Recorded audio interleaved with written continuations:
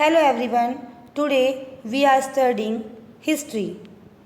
Class 8th, chapter 1st. The name of chapter is How, When and Where.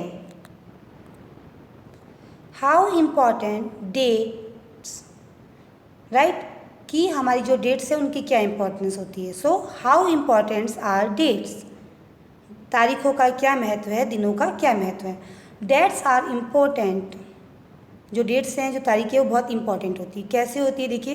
पहले हम इसको एक example से देखते हैं. 15 अगस्त 1947 वी बिकम इंडिपेंडेंट. हम क्या हो गए थे, स्वतंत्र हो गए थे.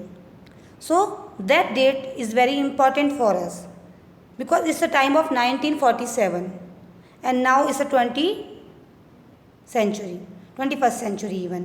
So there are so many years ago, so how can we recognize then when we will become the independent? So date is important for us. 26 January 1950 is our Republic Day. So that date is important for us. So dates are important when certain events happen. जब कोई special event उस दिन होता है, कोई घटना घटित होती है, तो क्या होता है, वो डेट हमारे लिए इम्पॉर्टेंट हो जाती है. This is very important because history is recorded. ये बहुत इंपॉर्टेंट है क्योंकि इतिहास क्या होता है, रिकॉर्डेड, हम लिखा जाता है, महत्वपूर्ण होता है ना. So it helps to know that one event happen before another event. इससे ये पता चलता है कि एक घटना दूसरी घटना के पहले हुई. जैसे कि 15 अगस्त 1947 को हम आज़ाद हुए और 26 जनवरी 1950 को हमारा संविधान लागू हुआ. तो डेट्स के थ्रू हम इसने बिफोर और आफ्टर हमने जस्टिफाई कर लिया. One can esteem the relationship between event. और इससे क्या होता है कि जो एक इवेंट था उसको दूसरे इवेंट से क्या कर सकते हैं, रिलेट कर सकते हैं. Dates also serve to make period in history. और डेट्स इसलिए भी इंपॉर्टेंट है क्योंकि मार्क करते हैं हम इनको हिस्ट्री के अंदर, है ना.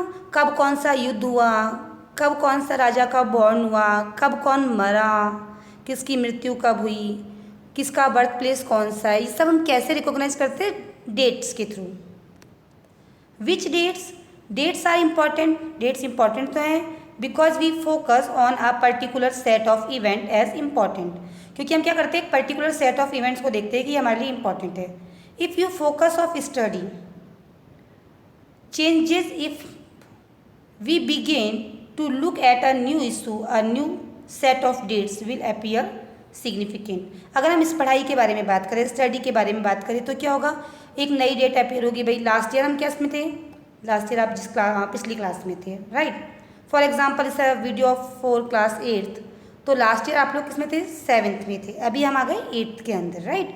सो ये क्या है, क्या हो रहा है, स्टडी के मैटर पे भी डेट्स इंपॉर्टेंट हैं.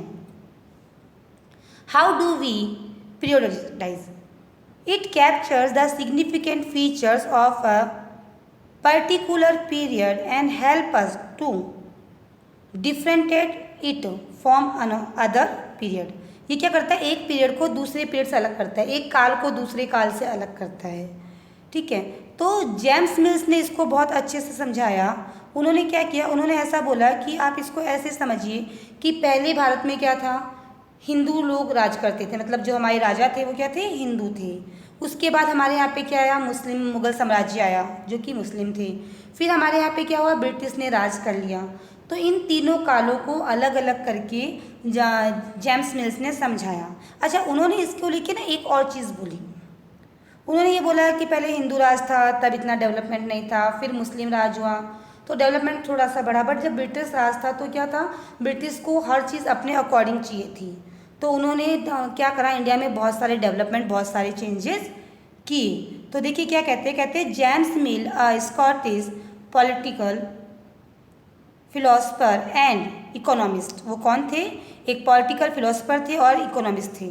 Divide Indian history. उन्होंने इंडियन हिस्ट्री को क्या करा, on the basis of religion, धर्म के आधार पे 3 हिस्सों में बांट दिया, इनटू 3 पीरियड्स. और उनको नाम क्या दिया, नेमली हिंदू, मुस्लिम एंड ब्रिटिश. तो 3 अलग अलग कालों में उन्होंने इसको बांट दिया.